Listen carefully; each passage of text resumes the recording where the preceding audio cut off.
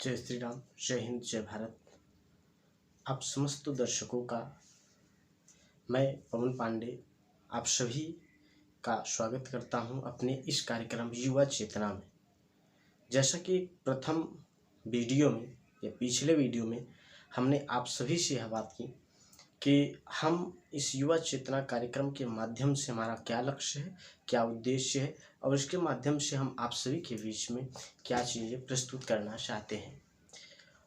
आप सभी का प्यार मिलता रहे, आशीर्वाद मिलता रहे और यही प्रार्थना है कि आप इसको शेयर करते रहें और सब्सक्राइब करें चैनल को। अपने युवा बंधुओं तक, युवा भाइयों तक, युवा बहनों तक इस वीडियो को ज़्यादा से ज़्यादा शेयर करें, क्योंकि यह हमारे जीवन से जुड़ी एक ऐसा, इसमें आपको चेतना का प्रकाश आपके अंदर होने वाला है जो आपकी जीवन शैली को बदल सकता है, हमारे युवाओं की जीवन शैली को बदल सकता है।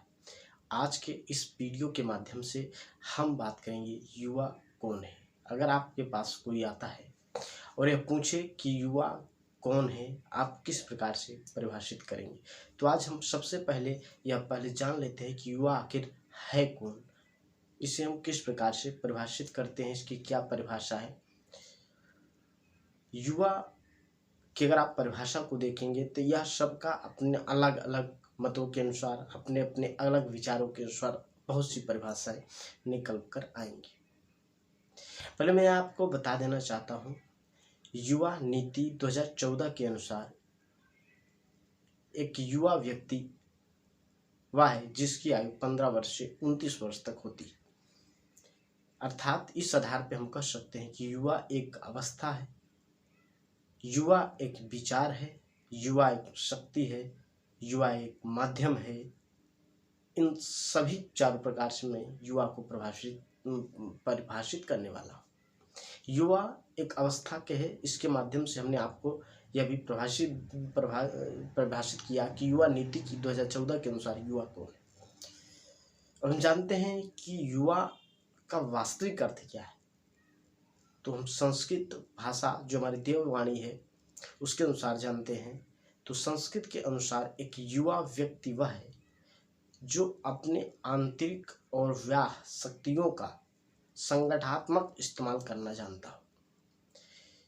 वह किसी भी उम्र का हो सकता है, किसी भी आयु का हो सकता है, बस अपने आंतरिक जो शक्तियां हैं और जो अपनी बाहरी शक्तियां हैं उनका जो संगठनात्मक रूप से इस्तेमाल कर सके और अपने देश, समाज और संस्कृति के लिए उपयोग कर सके, वह युवा होता है। युवा अवस्था भी है, जैसे हमारे जीवन की 4 अवस्थाएं हैं: बाल्यावस्था, किशोरावस्था, युवा अवस्था और वृद्धावस्था।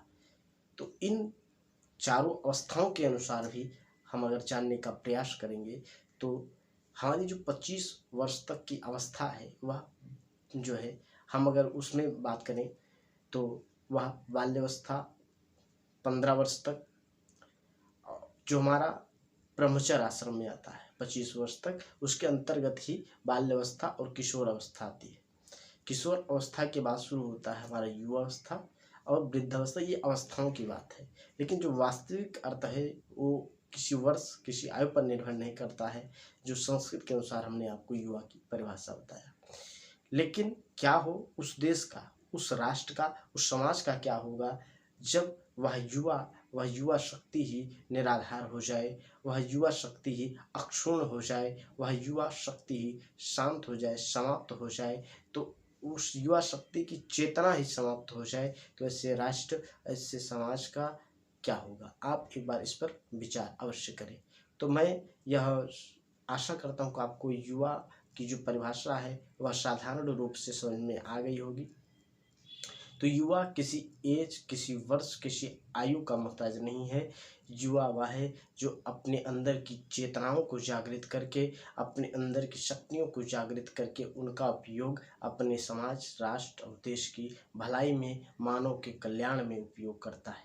ऐसे ही हमारे देश में हमारी विभिन्न, आप देख रहे हैं, देखे होंगे, पढ़े होंगे, हमारे पुराणों में हमारे देव ऋषियों में विभिन्न प्रकार के ऐसे युवा संत भी हुए हैं, ऐसे युवा महापुरुष भी हुए हैं। हमारे स्वतंत्रता आंदोलन में भी आप पढ़े होंगे, जानते होंगे उनके विषय में, जिनकी हम आगे धीरे धीरे चर्चा भी करेंगे, जिनके विषय में हम जानेंगे भी।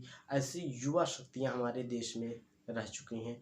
तो उस युवा चेतना को ही जगाने के लिए यह कार्यक्रम मैं चला रहा हूँ, और इसमें उन सभी लोगों को सम्मिलित होना चाहिए ज़्यादा से ज़्यादा। और एक एज जो कि 15 वर्ष से 29 वर्ष की एज है, यह युवा शक्ति की यह सबसे एक चरम जो मतलब एक उच्च सीमा होती है, वह है कि यही एक एज है 15 से 29 वर्ष में, जब एक युवा अपनी आंतरिक और बाहरी शक्तियों का इस्तेमाल कर बेहतरीन तरीके से कर सकता है, अपनी चेतनाओं को बेहतरीन तरीके से समझ सकता है।